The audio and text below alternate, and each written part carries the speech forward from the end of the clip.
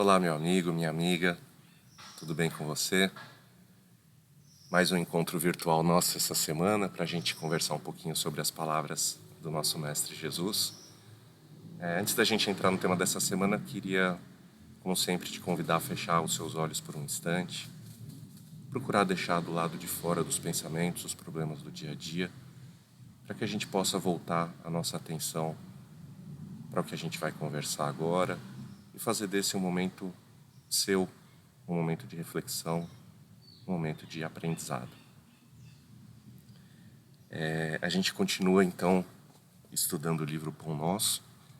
Essa semana a gente vai falar sobre o capítulo 8 e o tema é ansiedades. Acho que é um tema muito atual, né? A gente está passando por um momento da humanidade talvez em que as questões, os problemas e as dificuldades do espírito e psicológicas estão muito presentes, né?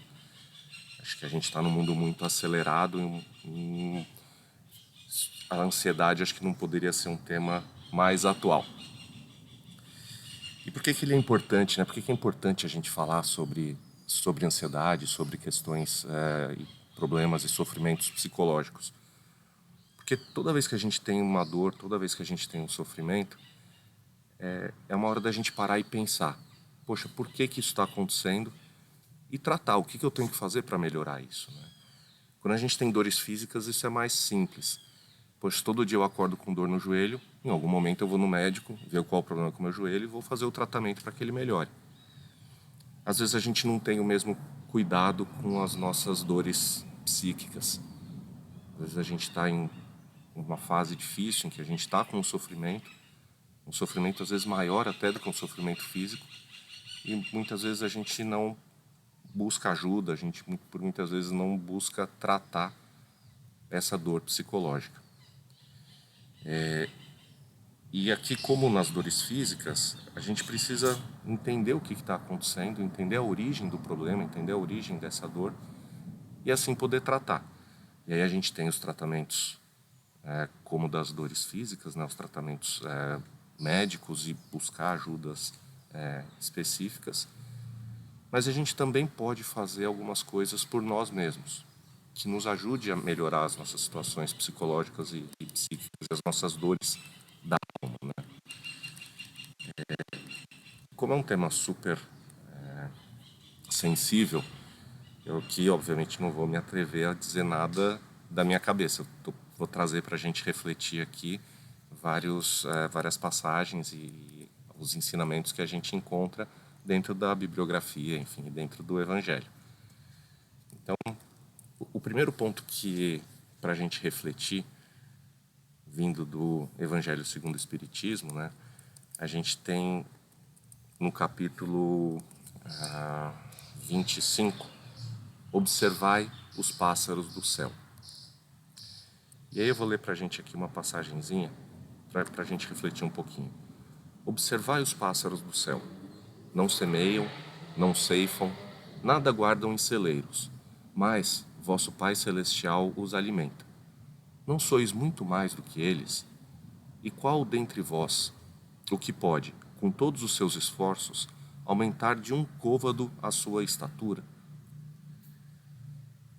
Ou seja, né, aqui nessa passagem do Evangelho segundo o Espiritismo, observar os pássaros do céu, é um convite para a gente refletir sobre a ansiedade. Quer dizer, os pássaros, a natureza, né, aqui a gente está num lugar legal, embaixo de árvores, não sei se vocês conseguem ouvir os passarinhos, eles não têm ansiedade. Eles não têm nada guardado, mas todos os dias eles acordam, vão tocar a vida e Deus provê. A natureza se encarrega de fazer com que o seu curso siga da melhor forma possível. A gente, às vezes, deveria ser um pouquinho mais como os pássaros também. Confiar mais no Pai. Confiar mais na natureza. Confiar mais que as coisas vão acontecer como devem acontecer. E a gente, por essa falta de confiança, vai criando uma ansiedade olhando para o futuro. com medo do futuro, projetando na nossa mente coisas ruins que possam vir a acontecer no futuro. E aí, quando a gente começa a ficar pensando só em coisas ruins que podem vir a acontecer, a gente acaba se tomando por essa energia, por essa vibração. E isso acaba dominando nossos sentimentos, nossos pensamentos. Então tem um versículo de Mateus, Mateus 6, 21, onde você investe o tesouro das suas horas. Porque onde está o teu tesouro, aí também o teu coração estará. Então quer dizer, quando a gente se ocupa, do que a gente se ocupa, é o que a gente vai construir e é o que a gente vai se tornar cada vez mais. Falando um pouco do tema, né, dessa semana, sobre como a gente pode tratar a ansiedade, como a gente pode melhorar os nossos sentimentos, ocupar a nossa energia, a nossa vibração para que a gente possa viver mais tranquilo, acho que a primeira coisa que chama a atenção, por óbvio, mas às vezes as coisas óbvias a gente infelizmente acaba não fazendo, né? Eu, pelo menos, infelizmente, acabo não fazendo muitas vezes. Mas o primeiro movimento é a oração. A oração é muito poderosa. A oração, ela nos conecta com o divino, ela nos conecta conosco. E quando a gente está orando, a gente está no momento presente.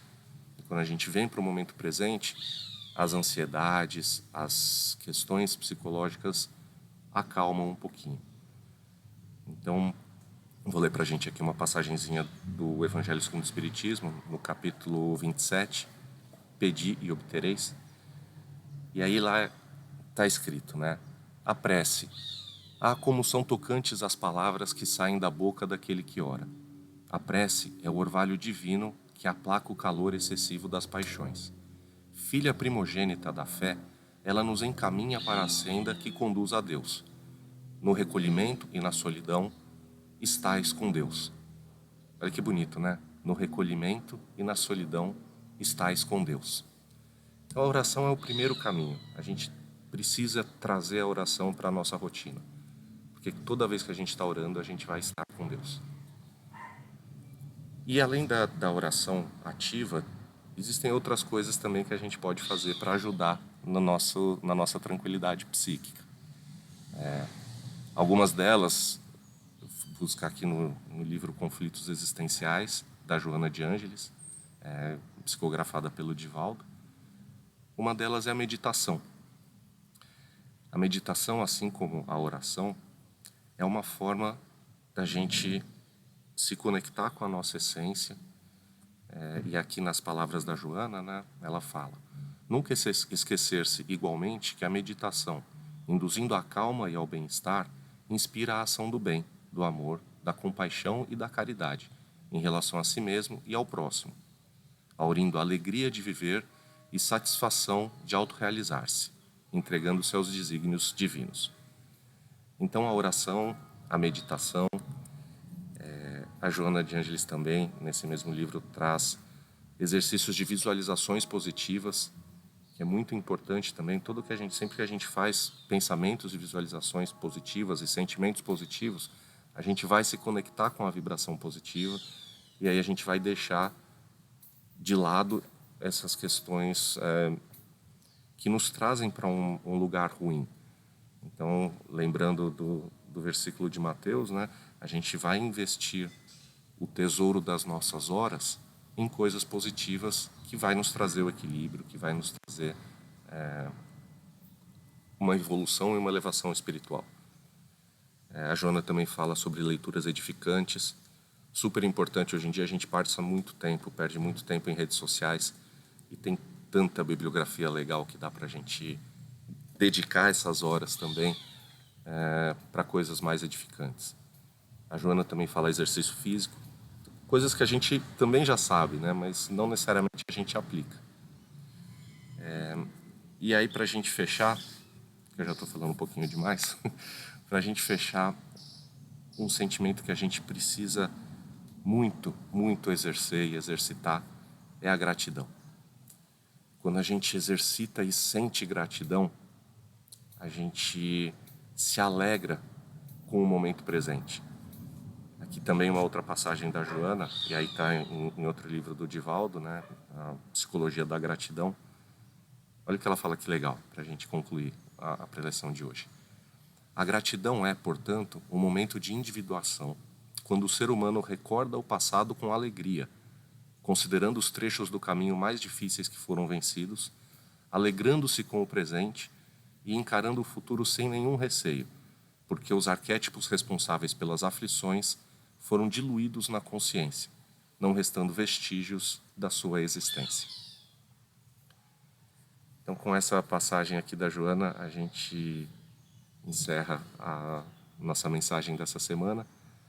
Eu espero que você tenha uma semana muito boa, que possa praticar aqui os ensinamentos que o Evangelho traz para a gente, que a Joana trouxe para a gente também. E até a próxima semana. Fiquem com Deus.